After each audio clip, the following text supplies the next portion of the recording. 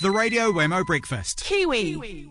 Talking fair trade in the Kiwi studio now with Will Padilla, who is from the CoopeAgri Fairtrade Coffee and Sugar Cooperative in Costa Rica. He's here in New Zealand, just arrived, because he's going to be in Wellington this weekend to address the Fair Trade Supporter Conference on Saturday.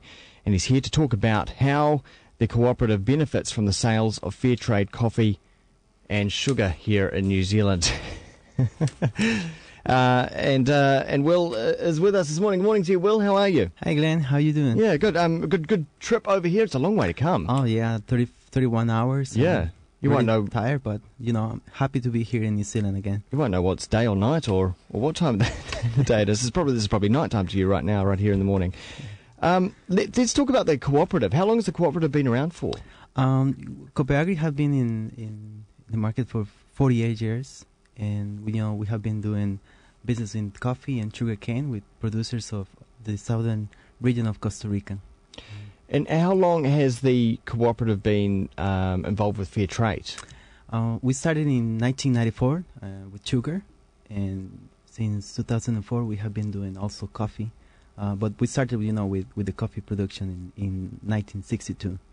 Benefit, the farmers of our community that always have been fighting, against private companies who handle the market in our community. Yeah. So since that, we have been doing well, with the supporting of our own farmers who own, our cooperative.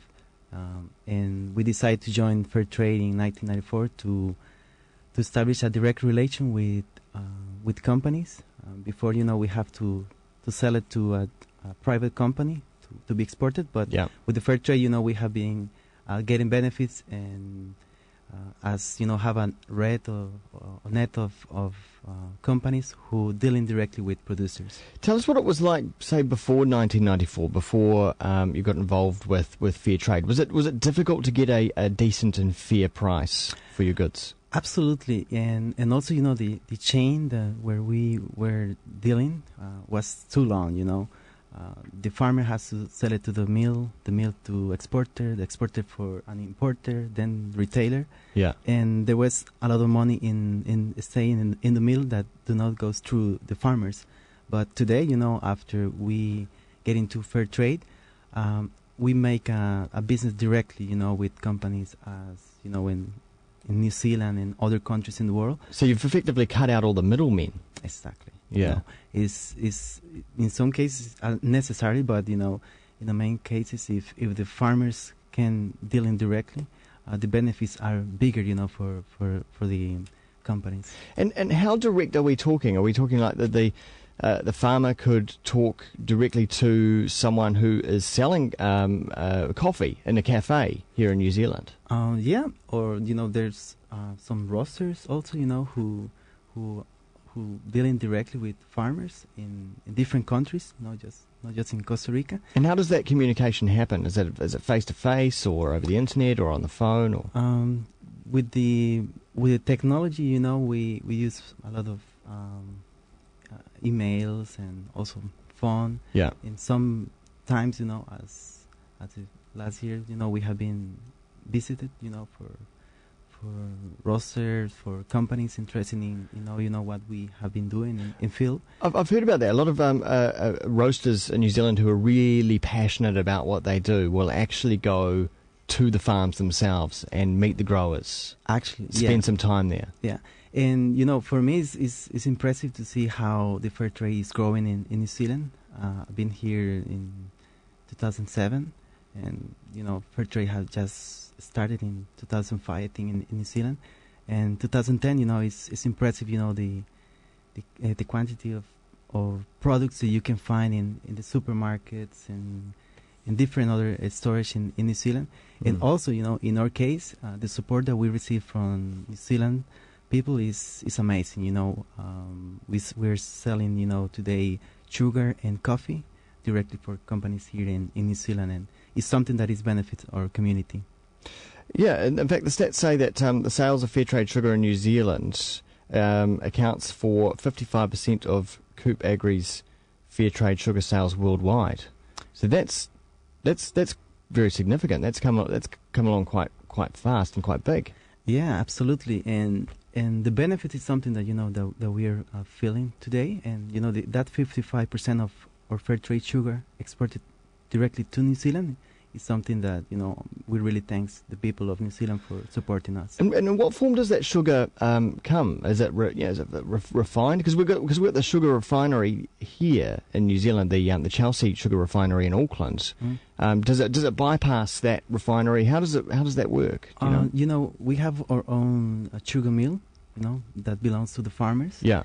And we make our own sugar. Yeah. And we do all the logistic process of exportation, the packing, everything, and we sell it directly to companies here in New Zealand. In particular, Whittaker's. Yeah, Whittaker's is one of the good customers that we have here in New Zealand, or supporters, and you can find our sugar in some of the chocolates that they are selling here in New Zealand.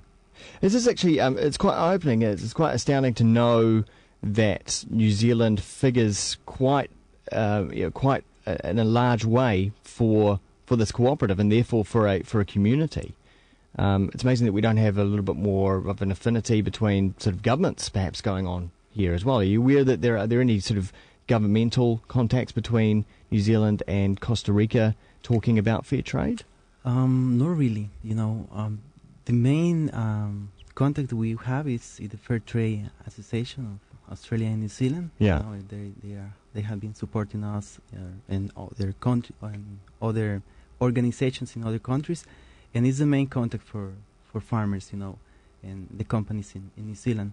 They provide in both ways, the contact, and it's why we have been doing businesses since 2008. When we started with some coffee companies here in New Zealand. And what have been some of the spin-off benefits for the cooperative and for the community there in Costa Rica of fair trade? In the case of coffee, we have been doing projects directly to benefit the farmers. We have been in an international crisis of price, between 2001 and 2004, when the prices dropped from $120 to $45, where, the cost of production were at that moment $95.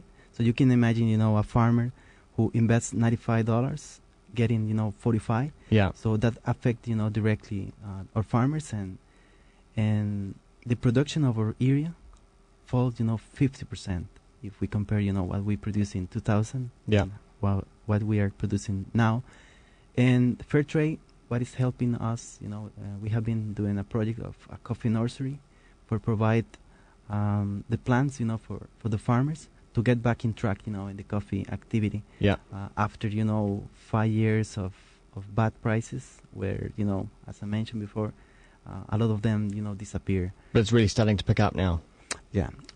For instance, this year we give to our farmers 1 million plants.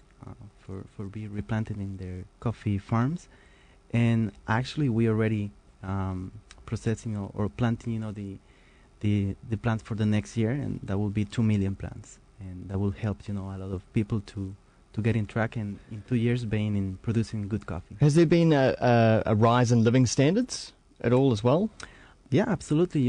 If a farmer receives an extra support, and that will make the farm be using the money that they get from the payment, invested in their family, and that will affect the family income and help the family to continue growing.